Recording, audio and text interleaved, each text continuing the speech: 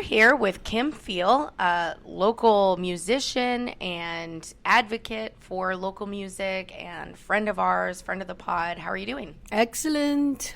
Great. Good to see you. So for anybody who may not know who you are, which I can't imagine there are very, very many in the circles we run in, who are you? Well, I'm Kim Fiel, but I like to call myself Kim FielGood, and that was born out of a business venture back in 2013 or 2016, and it was a time when I invented a pillow at the foot of the bed to keep the blankets off your feet. At the foot of the bed, between the flat and fitted sheets, the podiatry pillow is a treat for the feet. It's a footrest in bed and a toe tent too to take the weight of the blankets and tangled sheets off of you. Try the My Toe Space pillow. It makes a great gift to take sleep a little deeper by giving blankets a lift. Yeah! But it didn't sell, and I sold out. With that jingle, how did it not sell? Well, actually, I almost got on the American Inventor. I got through the second round. They sent 3 people, a camera crew, to my home, and for like 3 hours, they videotaped a day in Kim Field's world, which was really weird and bizarre because that's what I am. So how long have you been in Arlington? About 28 years. And you were from New Orleans, right? New Orleans, darling. So you play music around here. Who are your biggest inspirations musically? Like who do you like to listen to? Who inspires you to create? Locally? Both. Locally, nationally, whatever. I don't really know what genre my music fits in, and I try not to listen to other music because I'm so busy working on my originals. And when I have to select a cover that I need to do, I really like to go back old school because I am old school. And so I like to think Carole King inspired me, but I'm just starting to learn about Joni Mitchell because I grew up and I was a punk rocker. So me too. All right. So I really had to go back and learn some more rock roots, but a lot of the songs I write are really grounded in rock roots. So locally, I meet so many musicians. I just like the fresh, authentic stuff that I would have never thought of and go, wow, why didn't I think of that? But then that wouldn't have been mine. Right. Fair. So who are some of your favorites? My favorite locals? Yeah.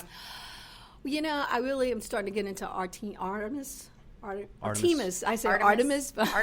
Artemis Funk. But Thursday night, I was introduced to Lemoore High School Jazz Band. They showed up at our open mic. I mean, really? in full blossom, Wow. And awesome. they are called That Fat Lip, but THAT, PHAT, or Lick, L-I-C-K. Oh. And so I'm working with somebody with Martin High right now to get their name so I can tag the videos. So check out Truth Final's open mic Facebook page. You will get the full video of their performance. It was 2 songs, and they were incredible. That's awesome. So I'm really starting to like jazz now. And I realize some of the songs I have written are jazz-based. But I won't go into it now. That's for a later conversation. Yeah. So I admire your passion and your energy. What other projects have you keeping you busy right now? I can't get out of the fracking world. In fact, that's what's derailed my music, other than going to college for like 8 years or maybe almost, to be truth told, 12 years, because I went a couple years part-time and got married too early. I thought I was going to be in this husband of mine's rock band. I guess I fell in love for the wrong reasons. And when one of his friends realized I had some talent and wanted us to put a side band together, my husband started getting squirrely on me. And I'm like, I need to lose this man. And I did. But then I finished college, and then I had a baby, and I had another baby, and then fracking came along, and I had to just stop everything because I'm from a town between New Orleans and Baton Rouge on the Mississippi, which is known as Cancer Alley, and I was actually in the middle of a ground zero shell oil explosion, 1988 or 87. Whoa.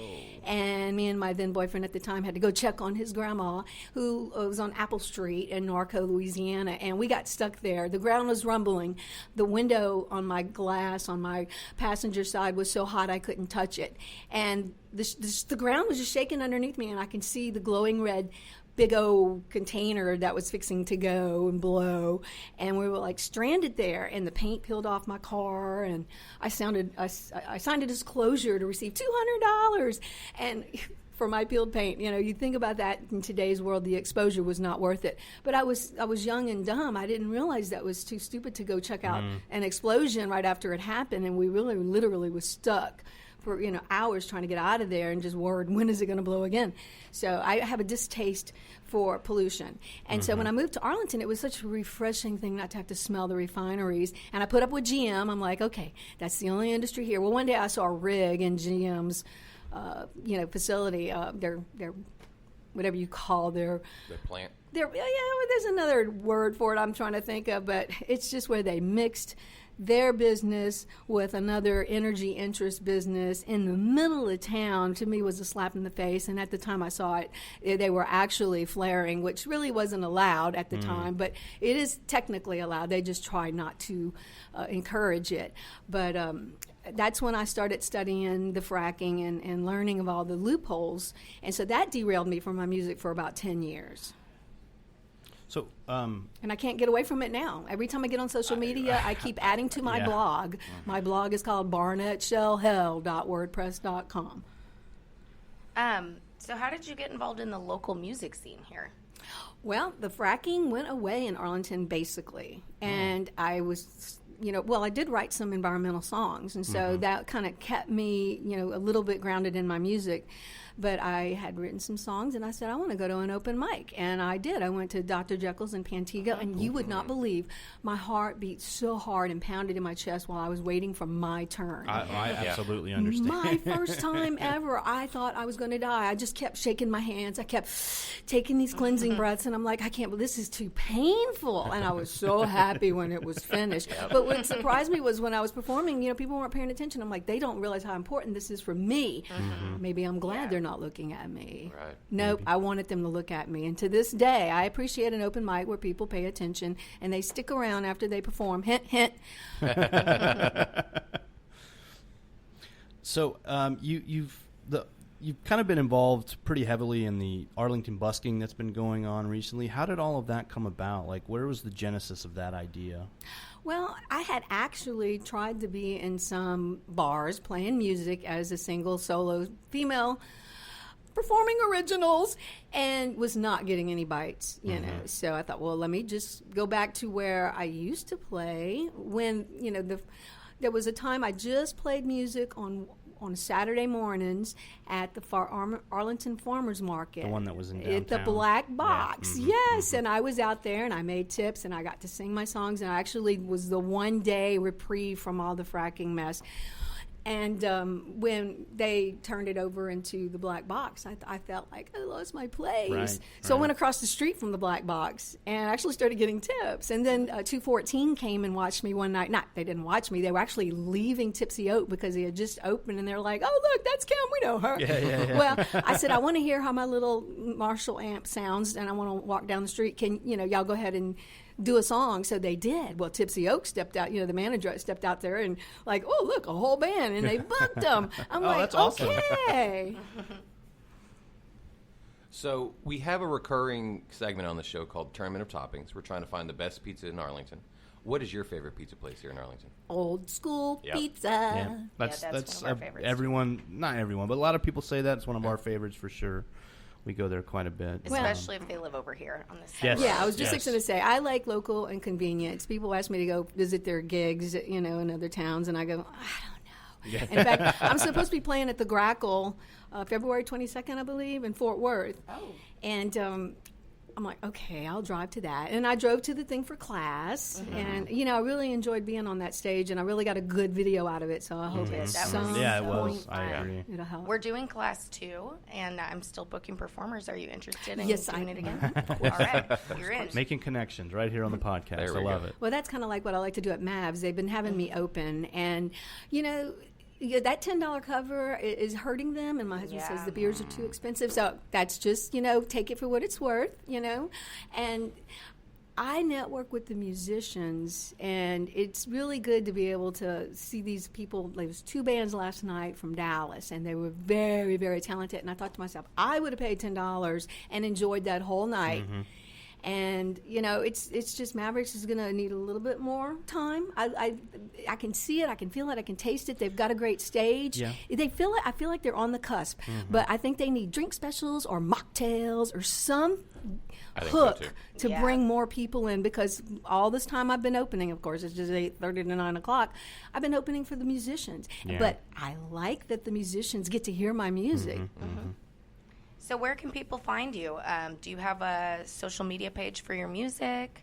Is there a place where you're at every week, no fail? Well, I've been opening at Mavs on Friday nights from 8:30 to 9. It's not every Friday night, but pretty much that. And then Arlington Music Hall is a welcome space for all the buskers any Friday or Saturday night. Just, plop out there, and they have some electricity you can get. Saw Clay out there last night. Yes. And, of course, every Thursday at Truth Vinyl for the open mic, which is from 6 to 9 p.m. And as a coordinator, my job is to find a new host each week that will bring in new people to check out the records and buy T-shirts and albums and just enjoy the live music if they're not even going to participate in it. So I need 52 hosts. Wow. And if somebody is interested in doing that, where can they reach out to you at? They can just go to the Facebook page, Truth Vinyl Open Mic, 6 to 9 p.m. Thursday nights. Great. There we go. Well, thank you so much, Kim, for coming in. Oh, and I wanted to say, Larry Liddell, I was born on my mother's birthday, so I upped you one by one day. All right, you heard it here first. Now we have competitions happening between our guests.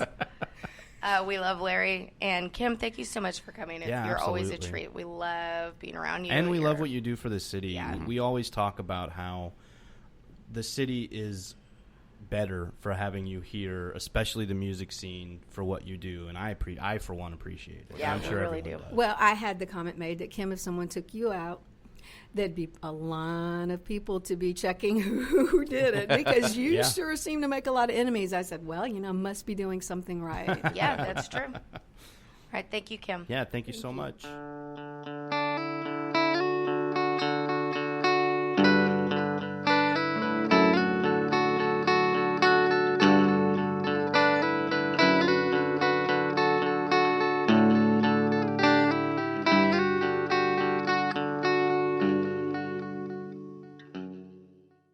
Was our show. Thank you to Two Cats Roasting for coming on to talk about their cats and their coffee, and our good friend Kim. She is a hoot every time. Really enjoy her. And as I've said before, one of the understated cornerstones of Arlington music. For real. Absolutely. And a little behind the scenes, we do record some of these shows in big chunks. So we started the day with her, and she started the day with a song. And so the whole day was great. It Woke was. us right up. Really, You can't be in a bad mood after spending time with Kim. Right. So what is happening in our fair city? Oh, also thank you to the Revolver Brewing. Yes, very big thanks to them. Go out to Texas Live, check out Building 5 and get a chance. They will have more special beers up there. I've been up there. It's great. So what is happening in our fair city? Tuesday, March 3rd at 7 p.m., New Main Brewing is hosting Real Talk, a place for young adults to speak on any topic. Everyone welcome. Tuesday, March 3rd at 5:30, Legal Draft is hosting the Arlington Stock Show Syndicate fundraiser. On Wednesday, March 2nd at 4 p.m., Town Village Crossing is hosting Kite Day. So if you are on East Pioneer and want to fly a kite with some senior citizens, stop on by. I kind of do. Thursday, March 5th at 7 p.m., Dive Bar Thursdays at PBR Texas in Texas Live. Friday, March 6th at 9 p.m., Stumpy's is hosting the Halftones. Also on Friday, March 6th at 8 p.m. at the Arlington Music Hall, they are hosting the Atlanta Rhythm Section. Saturday, March 7th at 4 p.m., Globe Life Park is hosting your Dallas Renegades as they take on the New York Guardians. Hopefully we are first in the West after we beat Houston this coming Sunday. And we'll be, 3-1? 3-1. Yeah. Awesome. Saturday, March 7th from 2 to 5 p.m., Division Ice House is hosting Nerf Wars, Episode 1. On Sunday, March 8th at 12 p.m., the Esports Stadium of Arlington is hosting the Quinceañera Expo. And also Sunday, March 8th, 2 to 4, Catalyst Creative Arts is hosting Water Marbling. That looks really cool. Tag us and send those pictures over to us on Facebook, Arlington Citizen Media, Twitter, ATX Citizen Media. Tag us on Instagram, Arlington Citizen Media, and send those pictures the old-fashioned way. Email arlingtoncitizenmedia@gmail.com. Also go to our website,